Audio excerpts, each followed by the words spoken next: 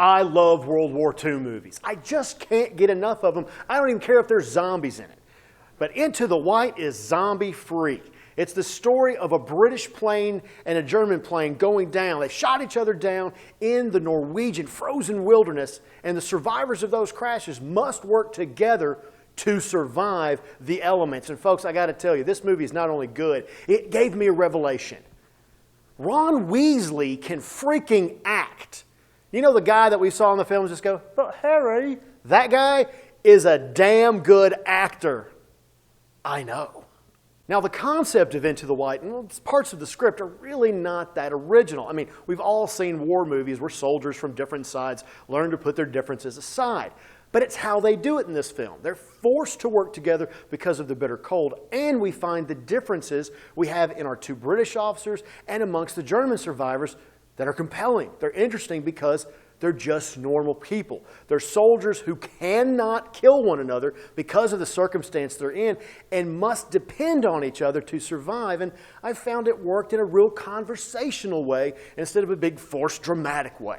And I love that the setting of this film was just a wooden cabin surrounded by snow. We got that feeling of, seclusion. They're stuck out in this frozen wasteland, and they honestly don't really know where they are other than it's Norway. And guess what? Norway is a big-ass country.